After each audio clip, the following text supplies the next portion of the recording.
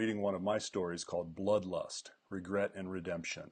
It's the story of a vampire who loses his dark gift and has to deal with the emotional consequences of having killed his lover. I traced my finger along the top of my lover's cold, damp headstone. She is dead, buried in the earth below. My bloodlust killed her.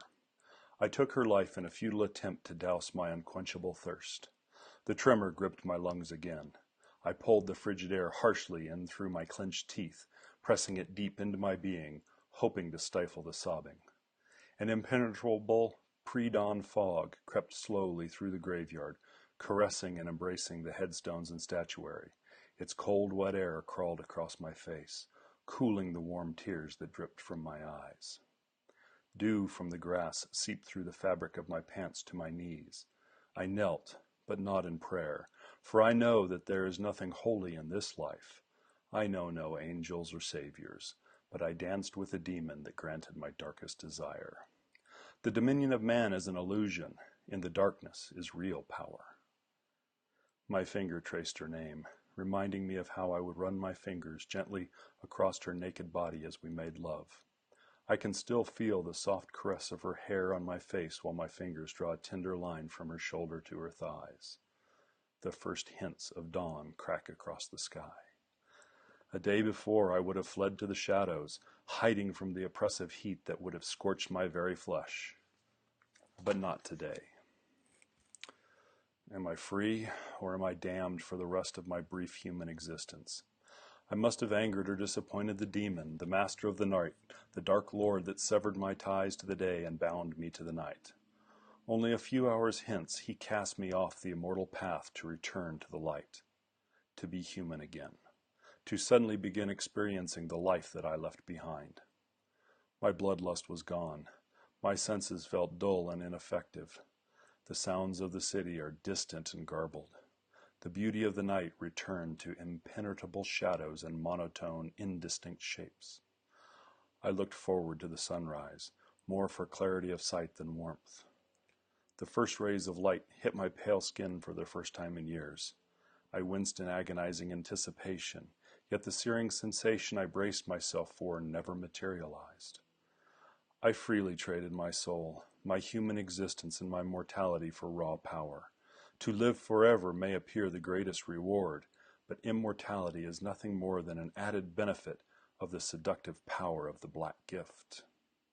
To bend the will of others with a mere glance, to mold another's consciousness and actions, to create a subservient creature with the power of thought alone was the real power, the gift of becoming a god.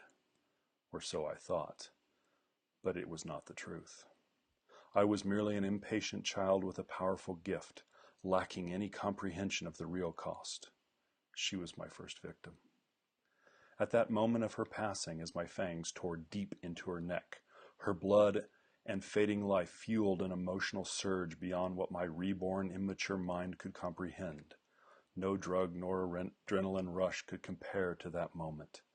Unbridled power surged into my mouth, coating my throat as I voraciously sucked her blood. Scorching heat and throbbing energy radiated into my core, and an electric pulse rippled through my veins and into my smallest capillaries as her life force fed my lust. I looked down on her naked body, the body of my lover, the woman who had given herself freely to me. I felt no remorse. At the moment of her climax, she sacrificed herself to me. Without a scream, without any terror, I drained her of life, and my humanity was washed away in her blood. The emotions that kept my desires in check, those thin threads that separate humans from beasts, unraveled and crumbled away. I was a creature of the night, a lord of the darkness, and a crowned prince of the damned. I was a vampire. As the sun hit my face, I remembered its warmth. The penetrating rays burned the fog away until the day had driven the night into submission. The caw of a distant crow made me raise my head, bringing my thoughts to the mausoleums deep in the overgrown depths of the cemetery. I knew the place well, for I slumbered away many days in those dark tombs hiding from the sun. Morning clouds gathered quickly, and the penetrating sunlight dimmed. I slowly stood up and walked in the direction of the old stone structure, keenly aware that I would be passing other victims of my thirst. Before I reached the crumbling stone houses of the dead, a bench beckoned me to rest. My mortal body lacked the strength and vitality that resonated in my vampire being. Frustration, anger, confusion. What had I done to deserve this new fate? Why had the demon cast me out of his dark graces? Sensations that I long forgot returned to me. The injured knee throbbed again. An old tear in my shoulder ached. My stomach grumbled for sustenance. Hunger, but not the thirst that I had come to love, began to dominate my consciousness. I would have to eat. I turned and left this sanctuary of the dead to return to the city. The meal was bland.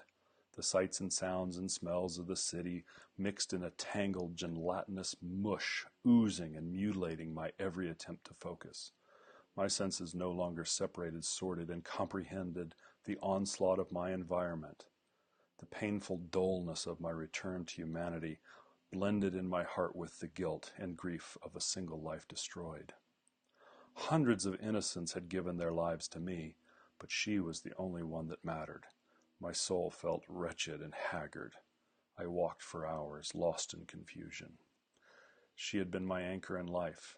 Soulmate was the term that she loved to speak softly into my ear as she ran her fingers gently over my face.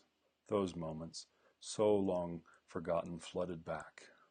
When I made that deal with the demon, I naively believed that his gift would be entirely under my control.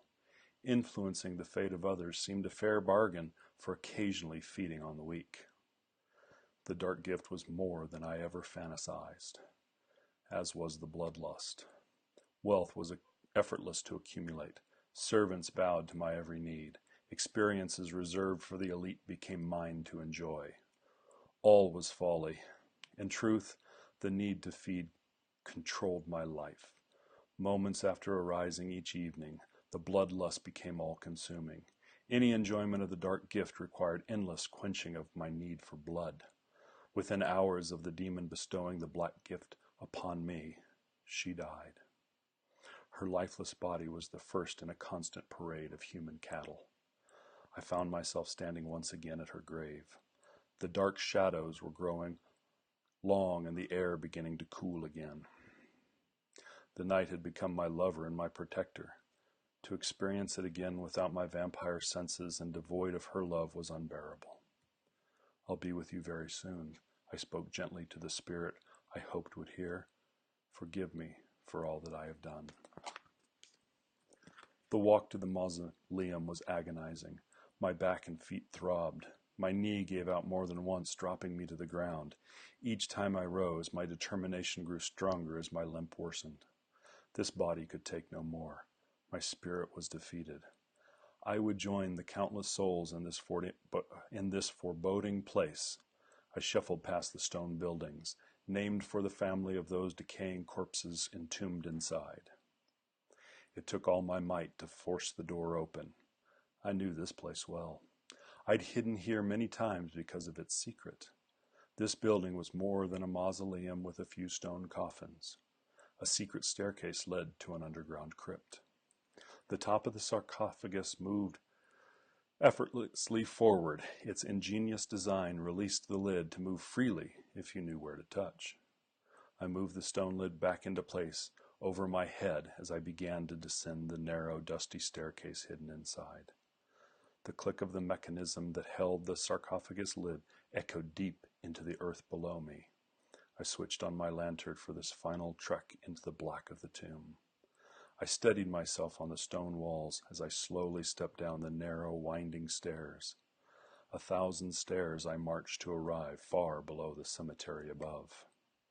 This was no earthen cave dug for hiding the dead. The entire structure was stone. The high walls and ceiling of this vast space remained in shadows even with the light that I carried. In the evenly measured and stacked holes in the walls lay the dead from many centuries ago, their brittle bones crumbling into dust. My knee had become almost useless, and I was forced to drag my foot across the floor to keep my balance.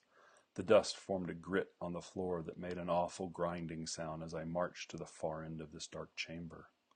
At the back of the room, I threw a match into the small opening. Within a few moments, this hall of the dead glowed with an eerie, flickering light emanating from the top edges of the high walls. My task was about to be completed. I quickened my pace as I trudged to the front of this unholy sanctuary, for this had been a place of religious ceremonies in a time long forgotten. An unsettling light tumbled down from the ceiling in the front of the long room, bathing a dark altar adorned with the bones of ancient royalty with an unholy glow. Above the few stone stairs that led to this long-forgotten king's final resting place was a stone beam. Years ago, I'd brought a sleeping cot into this secret place. It made my days of slumber more comfortable. I pulled the small metal bed under the stone beam and tossed one end of my rope into the air. Once the noose was finished, I sat down. I breathed in the stale air and exhaled roughly. Perhaps I should say a few words, I spoke aloud. No one else would. My body would dangle in this tomb until it rotted and fell. I can't say that I was a good man. The words fell flat. They had little meaning anymore. I let my mind drift back to the moments before she was gone. All of the pain in my body evaporated. I closed my eyes and I could see her smiling face. She understood love. She felt it more profoundly than I could fathom. I was selfish, arrogant, and lustful. A tear splattered on the dust on the floor. I swore it would be my last. If there was a life after this, then I could only hope she could forgive me and let me be with her for eternity. I understood the truth. If I was damned, then it was by my own doing. I balanced myself on the tiny metal frame, tightened the noose, and kicked the cot from underneath my feet. As it clattered away, the rope bound itself tightly around my neck. The pain was exquisite. I deserved every ounce of the torment inflicted upon me. I could feel my eyes bulging and the pounding of the blood in my head beginning to weaken. There would be no last breath as my neck constricted and stretched. My head felt light and I begged for consciousness to fade into blackness. The chuckle, a dozen octaves deeper than any man, rippled through the air. He was here. The demon was watching my life slip away. I shuddered as he seeped into my mind. "Do you dare cast aside my gift so easily?" he asked with a voice that pierced and boomed through my consciousness. "You took the gift away and cast me out to suffer the human reality of what I've done. I cannot take back the dark gift once given." Panic began to rush through me. Had I been such a fool? What had happened? Why the emotional pain? Why did I not burn in the sunlight? He chuckled once more. "My child of the night, bits of your humanity remain deep in your soul, waiting to be surfaced and expunged. What you believed to be true turned into the reality that you experienced." I felt his thoughts probing through mine, looking for something. I worked to shield him from my memories of my last day in this life. His laugh grew louder. "You baked your skin in the sunlight, and it didn't hurt. You felt injuries that long ago were healed by my power, and you cried because of the human thoughts and emotions that you unleashed upon yourself." He paused, and the air in the room grew colder.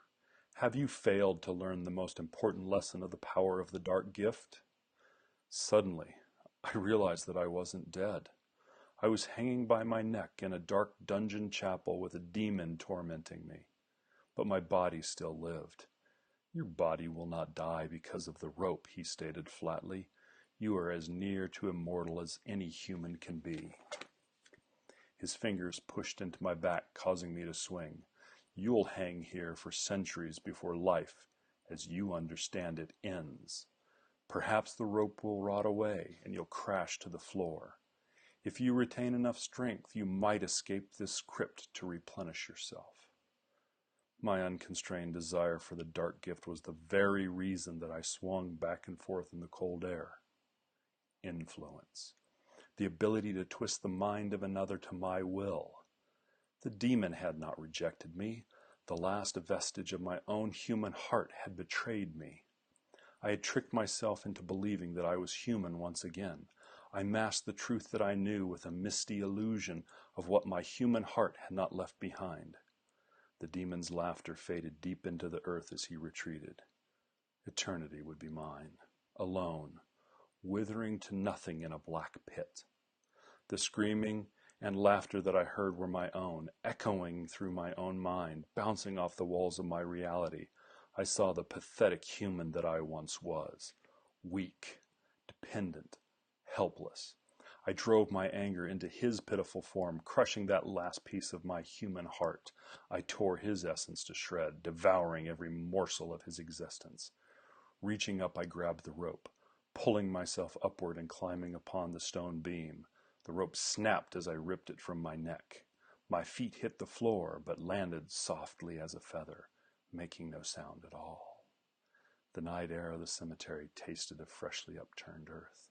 The decaying scent mixed with the smell of the cities in the distance. I closed my eyes and focused.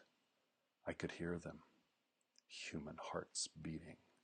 The smile crept menacingly across my face. I ran my tongue over the sharp pointed tips of my fangs. Once again, it was time to satisfy my bloodlust. I hope you've enjoyed this story. I appreciate you listening. Have a wonderful evening and go visit a cemetery at night sometime. Who knows who you might meet while you're there.